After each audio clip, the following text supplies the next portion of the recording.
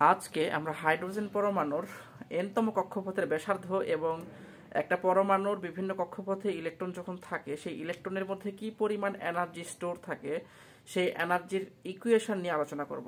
Hydrogen পরমাণুর এনতম কক্ষপথের ব্যাসার্ধ নির্ণয়ের সূত্র হচ্ছে আর এন সমান N square H square divided by 4 pi square M Z E square, যেখানে এন এর পরিচয় হচ্ছে কক্ষপথের সংখ্যা,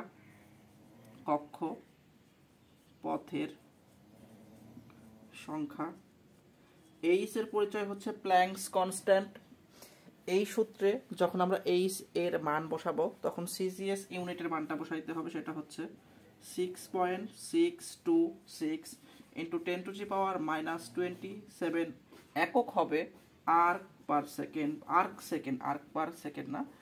সেকেন্ড। পায়ের মান নিশ্চয়ই জানো, এম হচ্ছে ইলেকট্রনের ভর, ইলেকট্রনের ভরের মান হবে হচ্ছে আমাদের 9.11 10⁻⁻28, এটার একক হবে হচ্ছে গ্রাম। জেড হচ্ছে পারমাণবিক সংখ্যা, যেটার মান বিভিন্ন রকম হবে, এটা পারমাণবিক সংখ্যা।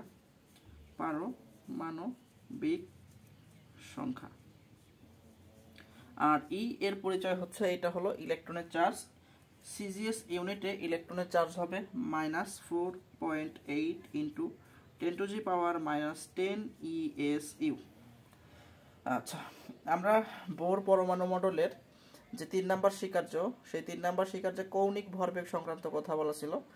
কৌণিক ভরবেগ হচ্ছে যেটা এম ভি আর সমান সূত্র ছিল NH divided by 2I spy.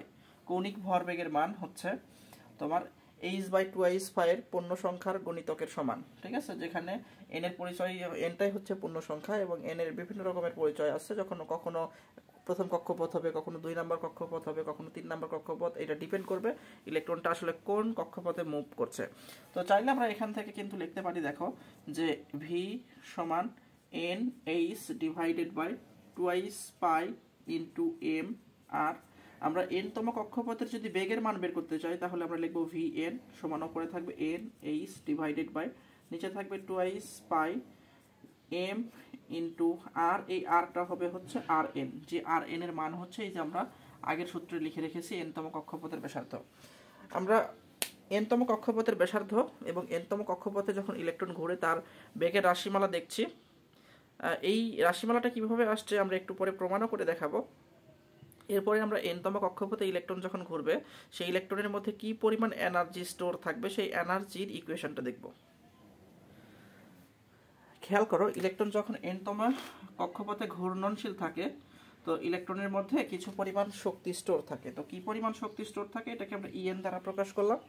EN সমান আমরা লিখতে পারবো হচ্ছে তোমার -2 pi square M Z square e⁴ divided n square H square, যেখানে প্রত্যেকটা জিনিসের পরিচয় আমরা আগেই দিয়ে চলে আসছি এবং এই সূত্রগুলো যখন আমরা ব্যবহার করব তখন খুব ভালোভাবে মনে রাখো সিজিএস ইউনিটের মানগুলো কিন্তু বসাইতে হবে। ওকে, এখন তোমাদের একটা জিনিস আমি একটু বলে দিই, তোমরা যদি কখনো সেন্টিমিটার থেকে ন্যানোমিটারে কনভার্ট করতে চাও, একটা জিনিসকে ন্যানোমিটার ইউনিটে নিয়ে যেতে চাও তাহলে 10⁻7 দ্বারা গুণ করবা, এবং যদি কখনো তুমি মিটার থেকে ন্যানোমিটারে যাইতে চাও তাহলে তোমার কাজ থাকবে হচ্ছে তোমার 10⁹ দ্বারা গুণ করবা। আর যদি কখনো তোমার ন্যানোমিটার থেকে সেন্টিমিটারে বা ন্যানোমিটার থেকে মিটারে যাওয়ার লাগে, ধরো তুমি ন্যানোমিটার থেকে যাবা হচ্ছে কোথায় মিটারে, তাহলে তুমি সিম্পলি জাস্ট কি করবা 10⁻⁹ দ্বারা গুণ করে দিবা। যদি কখনো ন্যানোমিটার থেকে তুমি সেন্টিমিটারে যাইতে চাও তাহলে তোমার যে কাজটা করতে হবে সেটা হচ্ছে ভাই এই যে 10⁻⁷ দ্বারা তুমি হচ্ছে গুণ করে দিবা। ওকে, এটা মাথায় খুব ভালোভাবে গেঁথে দাও।